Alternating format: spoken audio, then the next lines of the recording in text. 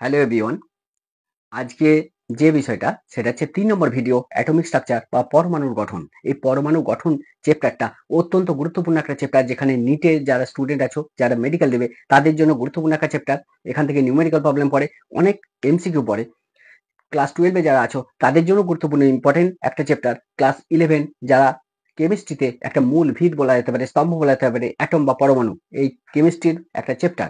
এই টোটাল যে পরমাণু চ্যাপ্টার, এই টোটাল বিষয়টা আমি কনসেপ্টটা ক্লিয়ার করব প্রথম কতগুলো ভিডিওর মাধ্যমে।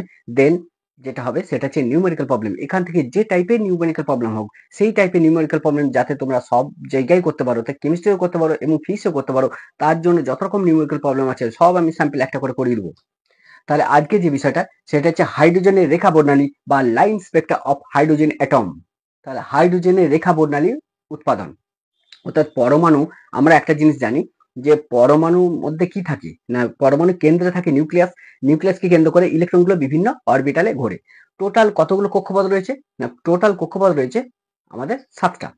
এই যে কক্ষপথগুলো রয়েছে, এই কক্ষপথগুলো ইলেকট্রন যখন ঘোরে তখন ইলেকট্রনকে যদি এনার্জি সাপ্লাই করা হয় তখন ইলেকট্রন কি করে না, একটা কক্ষপথ থেকে অন্য কক্ষপথে চলে যায়।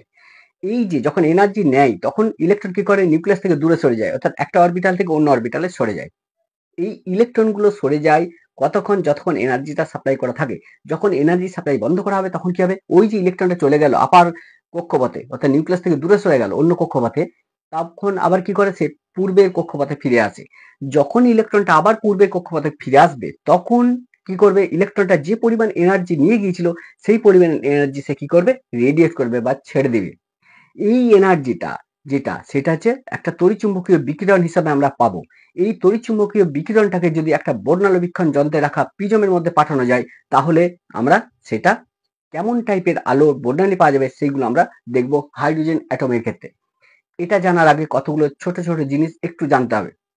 যেটা হচ্ছে, মনে করো একই জায়গায়, মানে একটা জায়গাতে তোমরা কতগুলো একই নামের স্টুডেন্ট আছো, একই নাম একই টাইটেলের স্টুডেন্ট আছো বসে, তখন আমি যদি কোনো পার্টিকুলার একজন স্টুডেন্টকে আমি যদি ডিনোট করতে চাই, অর্থাৎ আমি কোনো একজন পার্টিকুলার স্টুডেন্টকে আমি ডাকতে চাইছি, যদি ডাকি তাহলে যেহেতু একাধিক স্টুডেন্টের একই নাম, তাহলে সব স্টুডেন্টগুলো সাড়া দিবে। তখন আমরা কি করব, ওই স্টুডেন্টটার নামের সঙ্গে টাইটেল যোগ করব আমি যাকে ডাকতে চাইছি। তাহলে দেখা যায় যে মনে করো যে দুজন স্টুডেন্টের নাম এবং টাইটেল একই, তখন দুজনেই সাড়া দিবে। তখন আমি কি করব, ওই স্টুডেন্টের নাম, ওই স্টুডেন্টের টাইটেল, ওই স্টুডেন্টের বাবার নাম, এটা আমি যোগ করব, করে যখন ডাকবো তখন কিন্তু সাড়া দেবে। অর্থাৎ কোনো একজন ব্যক্তিকে যদি ডিনোট করতে চাই তাহলে তার সঙ্গে কি করে যোগ করতে হয়, অবশ্যই তার নাম, টাইটেল, অনেক সময় তার বাবার নাম, অনেক সময় তার লোকেশন দিতে হয়। এইটা বিষয়টা বোঝা গেল। এবার আসছি যে আমরা জানি যে নিউক্লিয়াসকে কেন্দ্র করে ইলেকট্রনগুলো ঘোরে। নিউক্লিয়াসকে কেন্দ্র করে, এটাই নিউক্লিয়াস হয়, নিউক্লিয়াস পজিটিভ, নিউক্লিয়াসকে কেন্দ্র করে ইলেকট্রনগুলো ঘোরে। তাহলে ফার্স্ট অরবিটাল কটা না, দুটো থাকে। সেকেন্ড অরবিটাল কটা, 8টা থাকে। থার্ড অরবিটাল কটা থাকে না, থার্ড অরবিটালে 18টা থাকে। এইভাবে ইলেকট্রনগুলো থাকে। এখন বিষয়টা হচ্ছে যে মানুষকে ডাকার জন্য, কোনো একজন পার্টিকুলার ব্যক্তিকে ডাকার জন্য যেমন আমরা সংখ্যাগুলো ব্যবহার করছি, কি তার নাম, তার সঙ্গে টাইটেল, তার সঙ্গে বাবার নাম, তার সঙ্গে জায়গার লোকেশন, তাহলে ওই জায়গার ব্যক্তিকেই আমি একটা নির্দিষ্ট ব্যক্তিকে ডিনোট করতে পারছি। অর্থাৎ 4টে জিনিস আমি ব্যবহার করছি, কি নাম, 2 নম্বর টাইটেল, 3 নম্বর হচ্ছে বাবার নাম, 4 নম্বর হচ্ছে তার লোকেশন, কোথায় বাড়ি। তাহলে সেই ব্যক্তিকে আমি ডিনোট করতে পারবো। ঠিক সেম সিস্টেম এখানে যদি আসি, যে মনে করো এই যে ফার্স্ট অরবিটালে কে ঘুরছে, ইলেকট্রন। সেকেন্ড অরবিটালে এখানেও কি আছে, ইলেকট্রন। সংখ্যা চেঞ্জ হতে পারে, ফার্স্ট অরবিটালে 2টো, তারপরে 8টা, তারপরে 18টা, এইভাবে যাবে। যাই হোক, এই যে ইলেকট্রনগুলো ঘুরছে, আমি যদি এই ইলেকট্রনগুলোর মধ্যে কোনো একটা ইলেকট্রনকে, মনে করো এই ইলেকট্রনটাকে আমি ডিনোট করতে চাইছি, তাহলে এই ইলেকট্রনটাকে আমি কিভাবে ডাকবো বা এই ইলেকট্রনটাকে আমি কিভাবে ডিনোট করব। তাহলে এই যে ইলেকট্রনকে একটা পার্টিকুলার একটা আমাদের অ্যাটম বা পরমাণুর মধ্যে ঘূর্ণায়মান ইলেকট্রনের কোনো একটাকে নিখুঁতভাবে বা নির্দিষ্টভাবে বোঝানোর জন্য আমরা একটা কতগুলো সংখ্যা ব্যবহার করি। এই সংখ্যাগুলোকে বলা হচ্ছে আমাদের কোয়ান্টাম নাম্বার। তাহলে ইলেকট্রনগুলো কোয়ান্টাম নাম্বার অ্যাকচুয়ালি জিনিসটা কি বলছে, পরমাণুর মধ্যে ঘূর্ণায়মান ইলেকট্রনের যে কোনো একটিকে, এই যে পরমাণুর মধ্যে ঘূর্ণায়মান ইলেকট্রনগুলো ঘুরছে, এই পরমাণুর মধ্যে ঘূর্ণায়মান ইলেকট্রনের যে কোনো একটিকে সঠিকভাবে প্রকাশ করার জন্য যে সংখ্যাগুলোর প্রয়োজন হয় সেই সংখ্যাগুলোকে বলা হচ্ছে কোয়ান্টাম নাম্বার সমূহ। বিষয়টা ক্লিয়ার হলো আমি কি বলতে চাইছি? সবগুলোই তো ইলেকট্রন, তাহলে আমি একটা নির্দিষ্ট ইলেকট্রনকে ডিনোট করতে চাইছি, কিভাবে ডিনোট করব?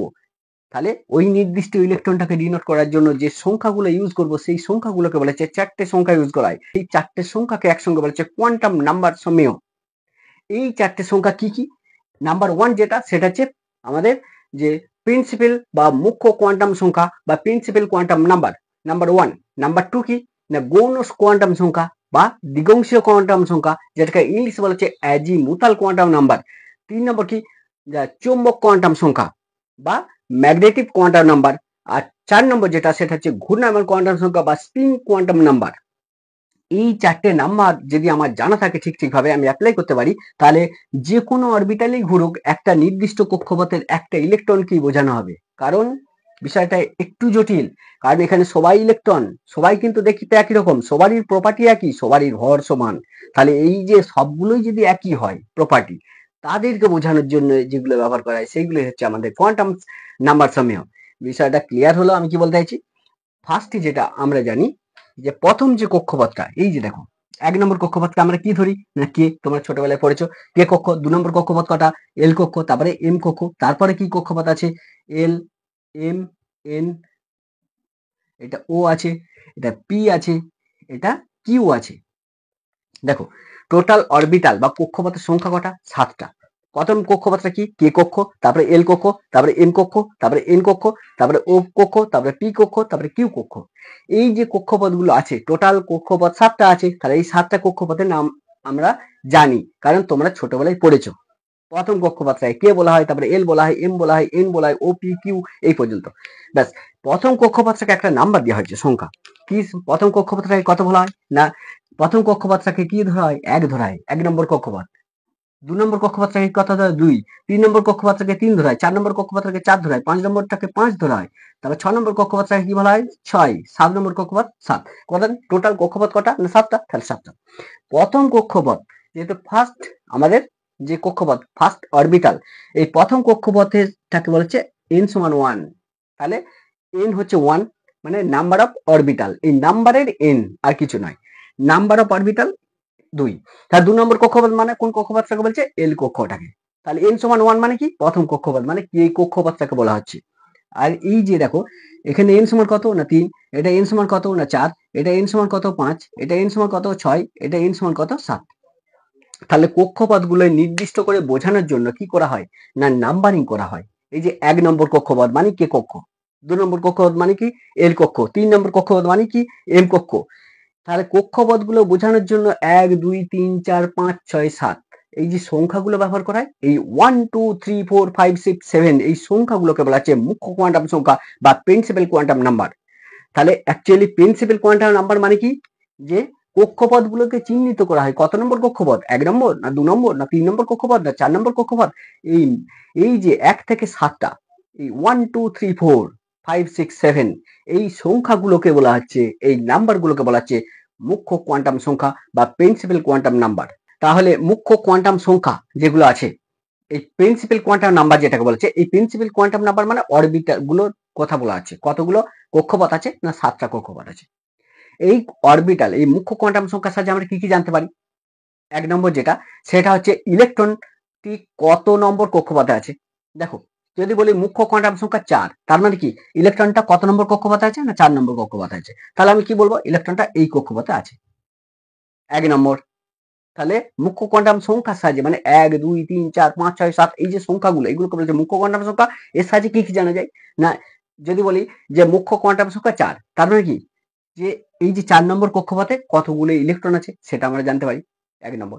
মুখ্য আর কি জানা যায়, যে ইলেকট্রনটা নিউক্লিয়াস থেকে কত দূরত্বে আছে। মনে করো মুখ্য কোয়ান্টাম সংখ্যা 4 একজনে বলা হলো, আর একজনে বলা হচ্ছে মুখ্য কোয়ান্টাম সংখ্যা 2। তাহলে মুখ্য কোয়ান্টাম সংখ্যা 2 মানে কি না, নিউক্লিয়াস থেকে কাছে আছে, যে 4 সে নিউক্লিয়াস থেকে দূরে আছে। 2 নম্বর এটা জানা যায়। তাহলে ফার্স্ট জানা যায় কি, যে নিউক্লিয়াস থেকে কত দূরে আছে, 1 নম্বর। নিউক্লিয়াস থেকে কত দূরে আছে সেটা জানা যায়। 2 নম্বর কি, যে কত নম্বর কক্ষপথে বলা আছে, ওই কক্ষপথে ইলেকট্রনের সংখ্যাটা কটা, মানে কতগুলো ইলেকট্রন আছে, 2টো আছে, 8টা আছে, 18টা আছে, কতগুলো আছে ইলেকট্রন, এটা জানা যায়। 3 নম্বর কি জানা যায়, যে এই যে মনে করো মুখ্য কোয়ান্টাম সংখ্যা 6 বলা হলো, আর মুখ্য কোয়ান্টাম সংখ্যা বলা হচ্ছে 1, 6 মানে কি, মানে নিউক্লিয়াস থেকে অনেক দূরে আছে, তাহলে অনেক দূরে যদি ঘুরতে চাই নিউক্লিয়াসকে কেন্দ্র করে তাহলে বেশি এনার্জি লাগবে। অর্থাৎ মুখ্য কোয়ান্টাম সংখ্যার সাহায্যে আমি জানতে পারবো যে 6 নম্বর কক্ষপথে ইলেকট্রনটা বেশি এনার্জি আছে। আর 1 নম্বর কক্ষপথে যদি মুখ্য কোয়ান্টাম সংখ্যা 1 হয় তাহলে কি বুঝবো না 1 নম্বর কক্ষপথে ইলেকট্রনের এনার্জিটা কম, অর্থাৎ এনার্জি কত আছে ইলেকট্রনটা সেটা জানা যায়। 4 নম্বর জানা যায় কি না প্রতিটা কক্ষপথে ম্যাক্সিমাম ইলেকট্রনের সংখ্যা, প্রতিটা কক্ষপথে ম্যাক্সিমাম ইলেকট্রনের সংখ্যা। যদি কেউ কক্ষপথ হয় তাহলে ম্যাক্সিমাম ইলেকট্রন সংখ্যা কত হবে না 2n²। এই ফর্মুলাকে আমি কাজে লাগাবো, যেমন 2 × n², total electron, number of electron. কোন একটা অরবিটালে টোটাল নাম্বার অফ ইলেকট্রন সেটা জানার জন্য যদি ইলেকট্রন সংখ্যাকে ই ধরি তাহলে ই সমান কত 2n²। যদি মুখ্য কোয়ান্টাম সংখ্যা যদি মনে করো 1 হয় তাহলে n সমান কত না সেক্ষেত্রে n সমান 1 হবে। যদি 1 হয় তাহলে কত হবে না 1 যদি হয় তাহলে 1 তার হোল স্কয়ার। তাহলে এখানটা মনে করো যে n সমান যদি 1 হয় তাহলে কি লিখবো না ই সমান কত না 2 × 1 তার হোল স্কয়ার সমান কত 2। তাহলে ফার্স্ট কক্ষপথে কতগুলি ইলেকট্রন থাকতে পারে না 2টো ইলেকট্রন থাকতে পারে। সেকেন্ড কক্ষপথে কটা ইলেকট্রন থাকবে না সেকেন্ড কক্ষপথ যদি হয় n সমান 2 বসাবো তাহলে 2n², এটা হচ্ছে ফর্মুলা। তাহলে 2 × 2 তার হোল স্কয়ার সমান 8টা। সেকেন্ড কক্ষপথে 8টা থাকবে। 3 নম্বর কক্ষপথ যদি বলি, মনে করো এখানটা 3 নম্বর কক্ষপথ বললাম। 3 নম্বর কক্ষপথ মানে কত না n সমান কত না 3, ইলেকট্রন সংখ্যা কত ই সমান কত না 2n², এর সমান কত 2 × 3 তার হোল স্কয়ার সমান কত 18টা। তাহলে 18টা হচ্ছে আমাদের 3 নম্বর যে অরবিটাল, 3 নম্বর অরবিটালে total electron, number of electron. যদি 4 নম্বর বলি, মনে করো n সমান কত না 4, তাহলে টোটাল নাম্বার অফ ইলেকট্রন কত হবে না 2 × n²। n² মানে কত না 2 × n² মানে 2 × 4 তার হোল স্কয়ার সমান 32। তাহলে এইখান থেকে দেখো 1 থেকে 4 নম্বর কক্ষপথে টোটাল ম্যাক্সিমাম অফ ইলেকট্রন এটা জানা যায় আমাদের মুখ্য কোয়ান্টাম সংখ্যার সাহায্যে। তাহলে মুখ্য কোয়ান্টাম সংখ্যার সাহায্যে জানা যায় যে 1 থেকে 4 নম্বর কক্ষপথে টোটাল ইলেকট্রনের সংখ্যা কতগুলো আছে। এই যে 2n², এই যে ফর্মুলাটা আছে না, এই 2n² ফর্মুলা কতগুলো ডিমেরিট আছে এগুলো একটু জেনে নাও। 2n², এই ফর্মুলাটা তোমরা জানো আশা করি, যে ফার্স্ট অরবিটাল যদি হয় তাহলে n এর পরিবর্তে 1 বসাবো, তাহলে প্রথম কক্ষপথে ইলেকট্রনটা পেয়ে যাবো, সেটা হচ্ছে 2টো। যে 2 বসাই n এর পরিবর্তে না সেকেন্ড অরবিটাল কতগুলো ইলেকট্রন আছে মানে n সমান 2, তাহলে n সমান 2 যদি হয় এই যে 1 2 এগুলো কি এগুলোই তো মুখ্য কোয়ান্টাম সংখ্যা। তাহলে n এর পরিবর্তে 2 বসাই তাহলে কত হবে 8টা, অর্থাৎ সেকেন্ড অরবিটালে ইলেকট্রন সংখ্যা কত না তাতে ইলেকট্রন সংখ্যা কত না 8টা। 3 নম্বর কক্ষপথে ইলেকট্রন কাটা আছে মানে n সমান 3 বসাবো, তাহলে 2 × 3 তার হোল স্কয়ার সমান কত 18টা। 4 নম্বর যদি কক্ষপথে বলি তাহলে n সমান 4 বসাবো, তাহলে 2 × 4 তার হোল স্কয়ার সমান 32।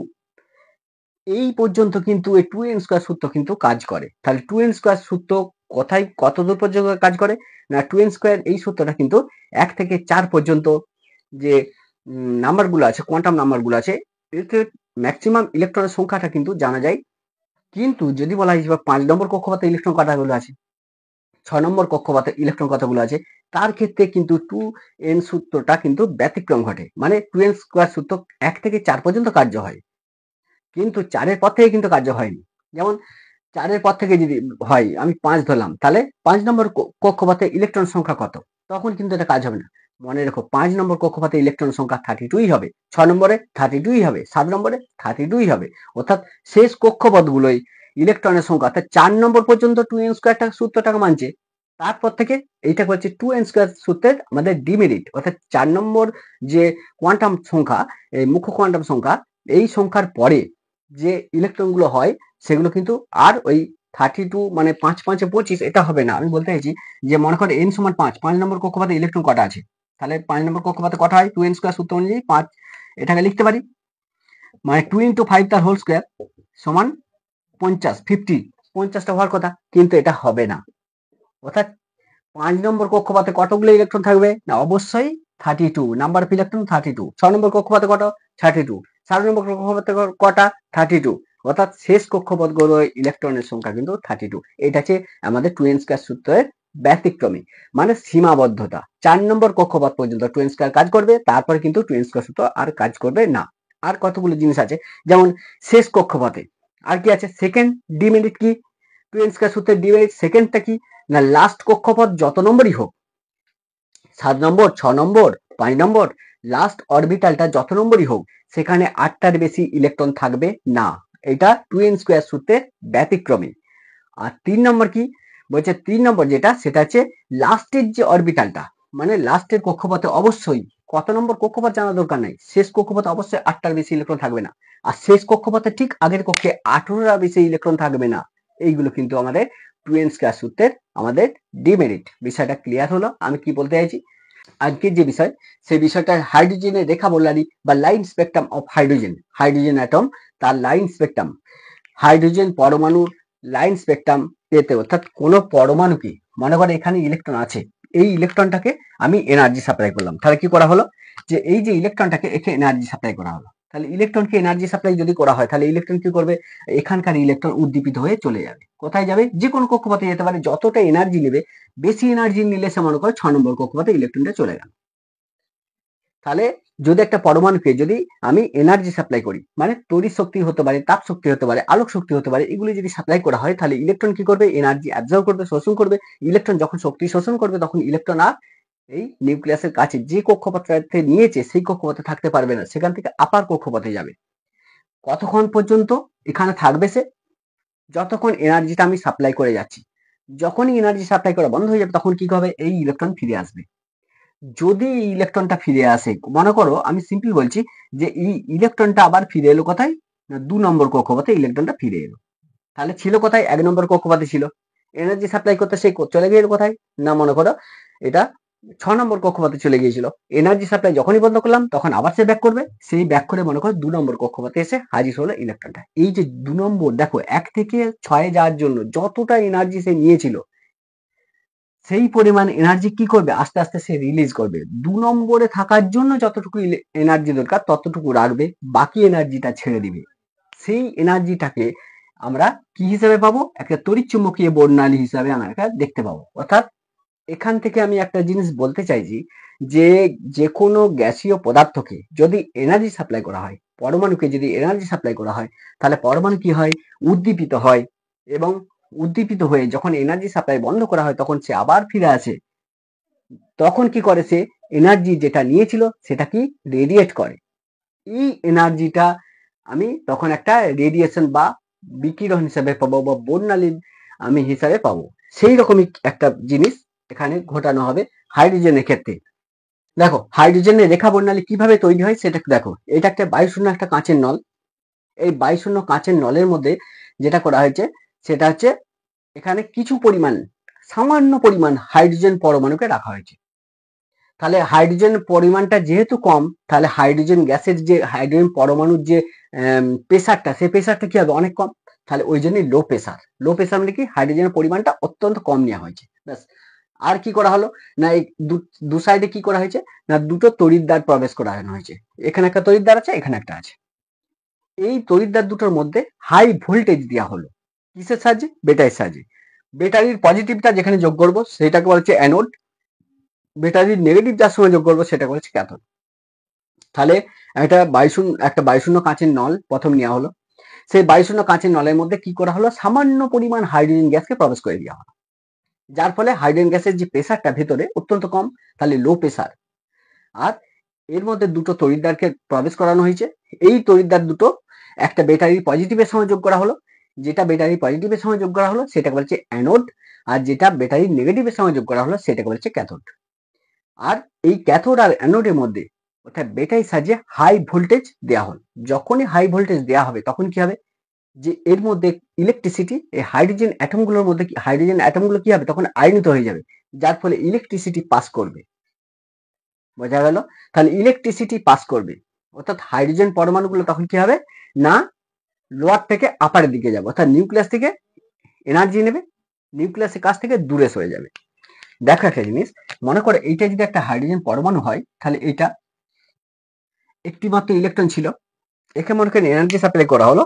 এই এনার্জি সাপ্লাই করার ফলে কি হলো, না এই অ্যাটমটা 7টা অরবিটাল আছে, টোটাল অরবিটাল কটা আছে, 7টা আছে। তাহলে এ মনে করো এখান থেকে কি হলো, এখান থেকে জাম্প করে এখানে চলে গেল। ক নম্বর কক্ষপথ, 1টা 2টো 3টে 4টে, 4 নম্বর কক্ষপথ মনে করে গেল।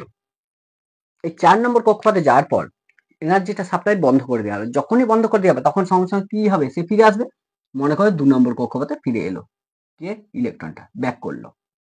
তাহলে 2 নম্বর থাকার জন্য দেখো 1 থেকে 4-এ যাওয়ার জন্য যতটা এনার্জি দরকার ছিল ততটা এনার্জি কি করেছিল, সে নিয়েছিল কোথা থেকে, তড়িৎ শক্তি থেকে। যখন সে আবার ফিরে এলো, ব্যাক করলো, কত নম্বর কক্ষপথে? 2 নম্বর। তাহলে এই 2 নম্বর কক্ষপথে থাকার জন্য যতটুকু এনার্জি দরকার ততটুকু এনার্জি এর মধ্যে থাকবে, বাকি এনার্জিটা কি করবে? রেডিয়েশন করবে, অর্থাৎ ছেড়ে দিবে। তাহলে এইভাবে একটা তড়িৎচুম্বকীয় একটা বর্ণালী পাবো। এই যে তড়িৎচুম্বকীয় বর্ণালী, এই বিষয়টা কে দেখেছিল? না বিজ্ঞানী বামার। বিজ্ঞানী বামার 1885 খ্রিস্টাব্দে। সে কোনটা দেখেছিল? না আমরা যেটা দেখতে পাই ভিজিবল রিজিয়নের মধ্যে যেগুলো আছে সেই রিজিয়নটার মধ্যে, অর্থাৎ আমরা চোখ যেটাকে মানে সাপোর্ট করে সেই রকম আলো, যে আলোটা বেরোচ্ছিল, বিকিরণ হচ্ছিল, যেটাকে আমাদের চোখ সাপোর্ট করছে, সেটা নিয়ে গবেষণা করেছিল বিজ্ঞানী বামার 1885 সালে।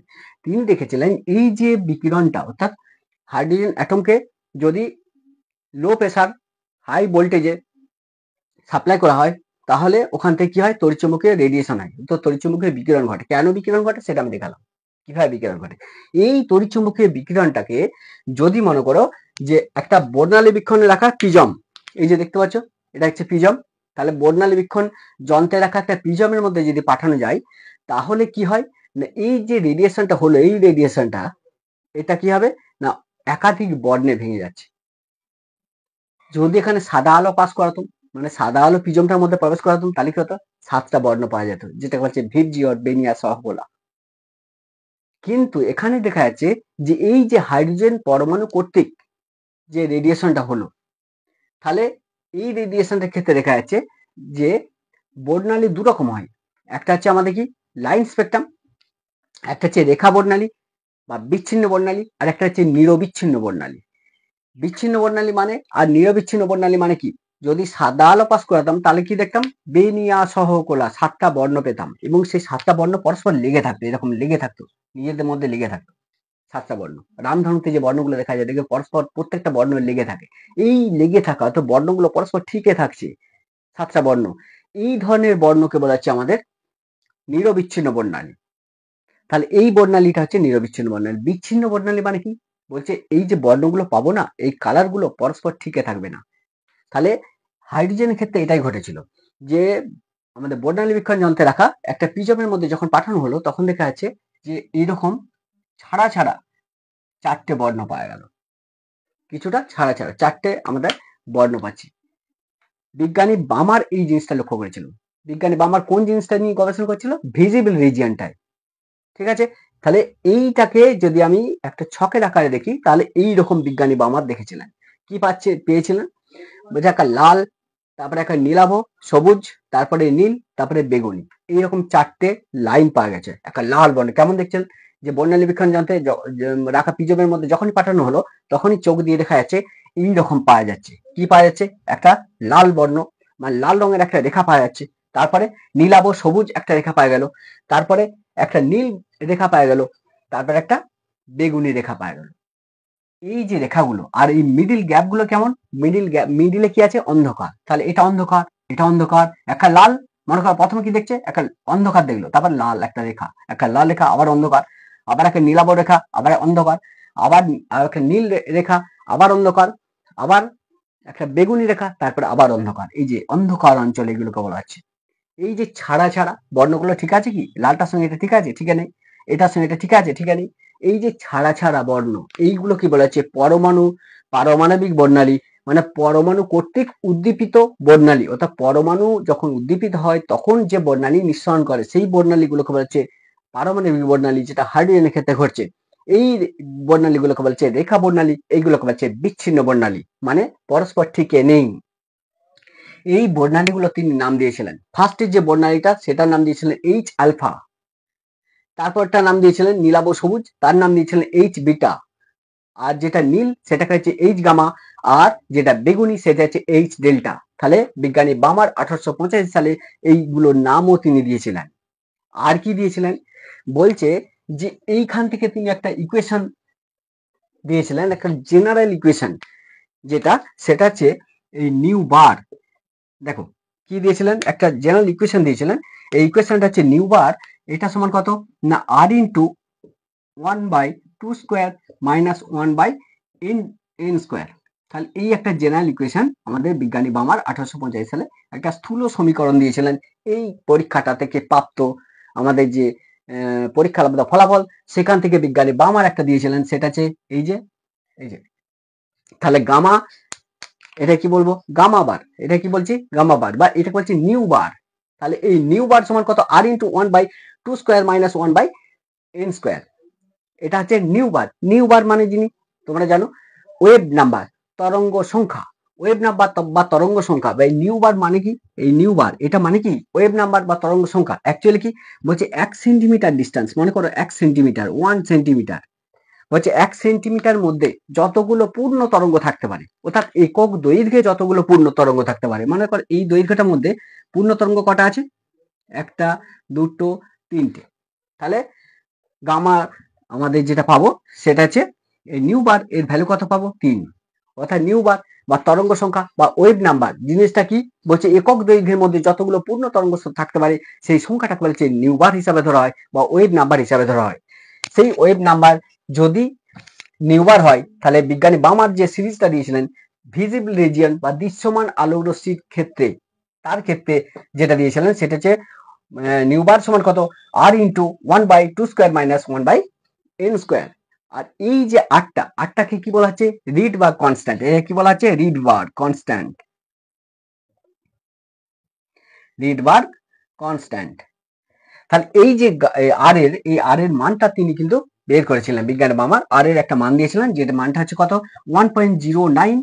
দেখো 1.09, এরপর তোমরা পারবে 678 ইন্টু 10⁻⁻5। এত কি না নিউ বার, রিডবার্গের যে ভ্যালু, তাই রিডবার্গের ভ্যালু কত, 1.09,678। দেখো 678 পর্যন্ত কিন্তু তোমরা সঙ্গে সঙ্গে বলে দিতে পারবে, 678 পর পর আছে। তাহলে 1.09678 ইন্টু 10⁻50 এটা কত না, এর একক যেটা সেটা হচ্ছে সেমি টু দি পাওয়ার -1। এটাকে যদি আমি গুণ করে দিই, মানে মাল্টিপ্লাই যদি করে দেওয়া হয়, তাহলে কত পাবো, মনে করে -5টাকে মাল্টিপ্লাই করলাম, তাহলে কত পাবো, 109,678। এত কি সেমি টু দি পাওয়ার -1। এটা হচ্ছে আমাদের রিডবার্গ ধ্রুবক বা রিডবার্গ কনস্ট্যান্ট এর ভ্যালু। তাহলে এই স্থূল সমীকরণ একটা দিয়ে প্রকাশ করেছিল বিজ্ঞানী বামার 1885 সালে। এই সমীকরণটা একটা গুরুত্বপূর্ণ সমীকরণ।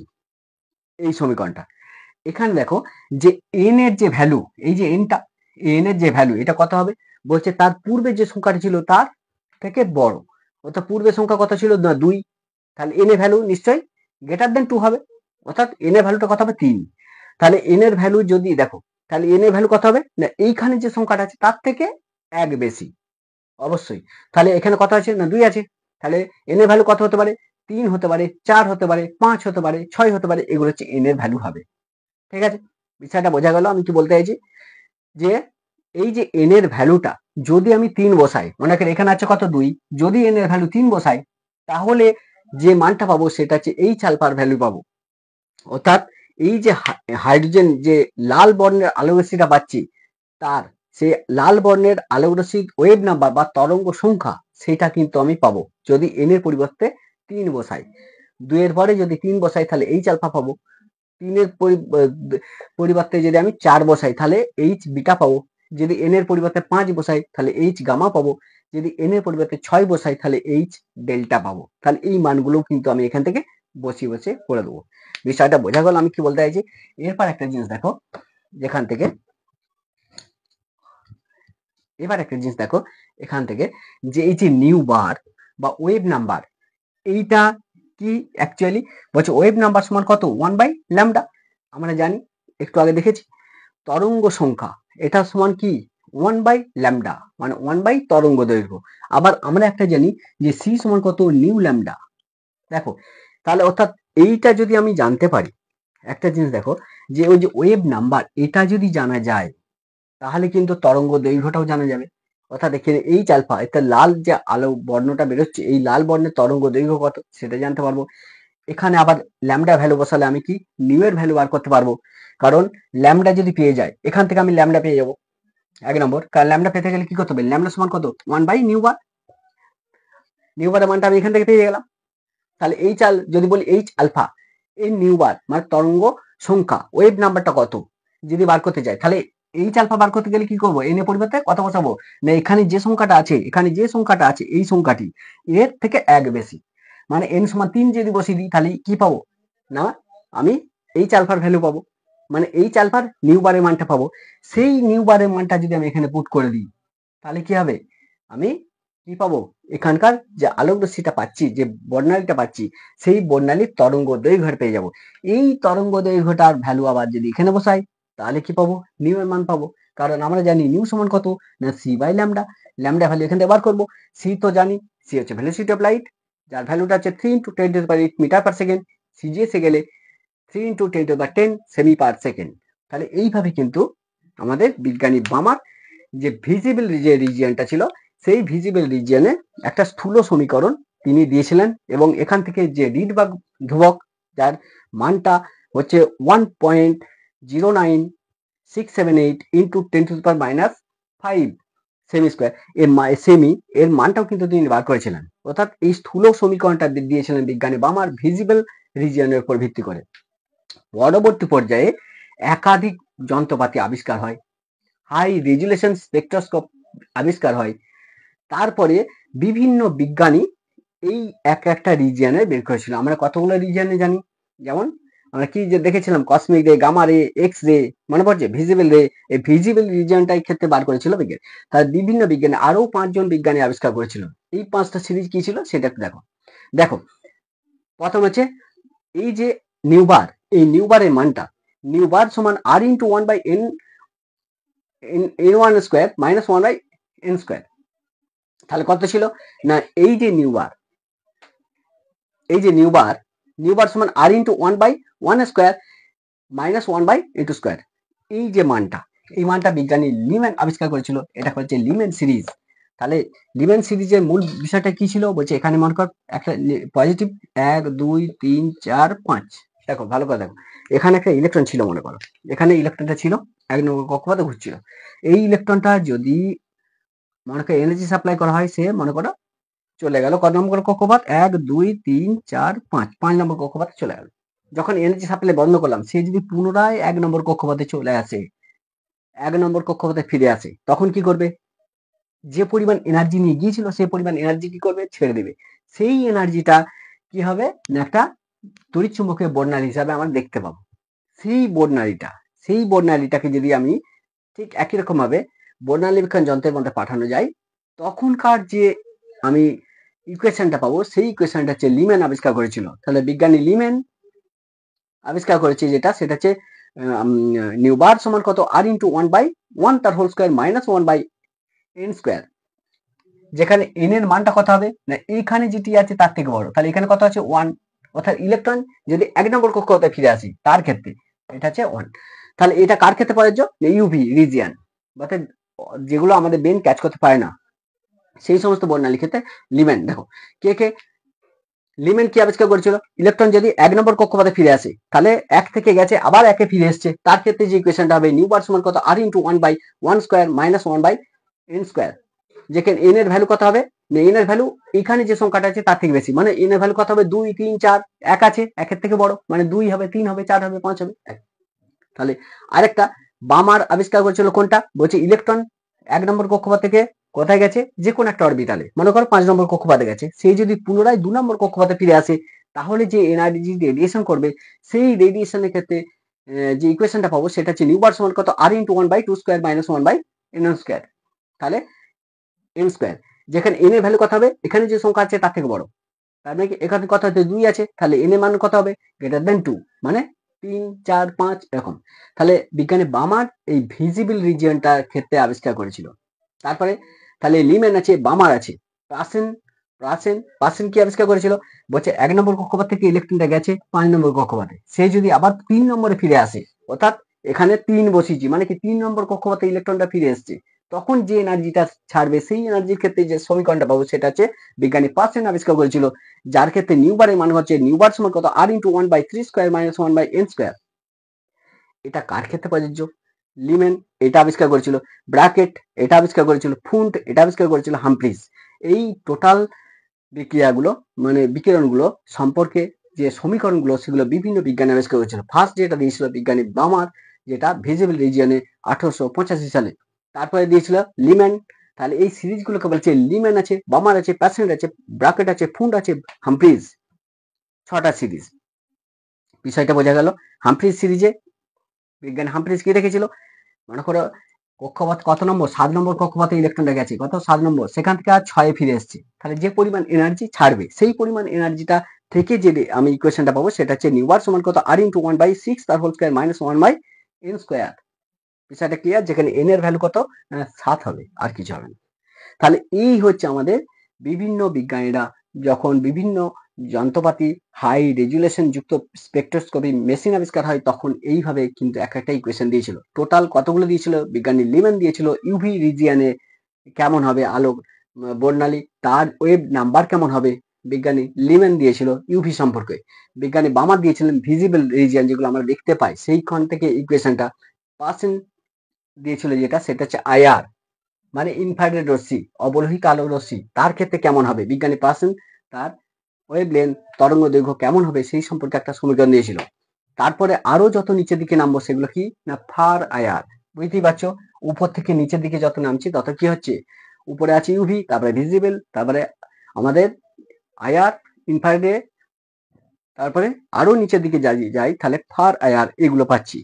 তাহলে এই যে বিষয়গুলো বিজ্ঞানীগুলো দিয়েছিল, এইগুলো থেকে একটা সরল স্থূল সমীকরণ বিজ্ঞানীরা বানিয়েছিল। সেই সমীকরণটা কি না, সেই সমীকরণটা যেটা সেটা হচ্ছে এটা। নিউ বার, এতগুলো সমীকরণ না জেনে একটা জানলে হবে। নিউ বার সমান কত না, নিউ বার সমান r into 1/n1n square minus 1/n2 square. এইটা হচ্ছে একটা জেনারেল ইকুয়েশন এই টোটাল রেডিয়েশনের ক্ষেত্রে। এখানে যদি দেখো যে n1 এটা সমান যদি 1 বসাই তাহলে কি পাচ্ছি, লিমেন সিরিজ পাচ্ছি। n1 যদি 1 বসাই তাহলে n1 যদি 1 বসাই তাহলে 1 তার whole square minus n2 square, মানে কি n2 এর ভ্যালুটা কত হবে না 1 এর থেকে বেশি, গ্রেটার দেন 1। তাহলে 1 যদি বসাই তাহলে লিমেন সিরিজ পেয়ে যাচ্ছি। n সমান যদি n1, এই যে n1 এর ভ্যালুটা এটা যদি 2 বসাই তাহলে কি পাবো, বামার সিরিজ পাবো। n1 এর পরিবর্তে 3 বসাই তাহলে পার্সেন্ট সিরিজ পাবো। n1 এর পরিবর্তে যদি আমি 4 বসাই তাহলে ব্র্যাকেট সিরিজ পাবো, এই সিরিজটা পাবো 4 বসালে n1 এর পরিবর্তে। n1 সমান যদি 5 বসাই তাহলে কোনটা পাবো, ফুন্ড সিরিজ। বিজ্ঞানে ফুন্ড যে সিরিজটা দিয়েছিল সেই সিরিজটা পেয়ে যাবো, যেখানে n1 এর পরিবর্তে 5 বসালে। আর n1 এর পরিবর্তে 6 বসাই তাহলে যে সিরিজটা পাবো সেটা হচ্ছে হামফ্রিজ সিরিজ। বিষয়টা বোঝা গেল। তাহলে এই হচ্ছে আমাদের হাইড্রোজেনের রেখা বর্ণালী উৎপাদনের ব্যাখ্যা। ভালো করে তোমরা একটু দেখবে, তাহলে তোমরা আমি কি বলতে চাইলাম আশা করি বুঝতে পারবে।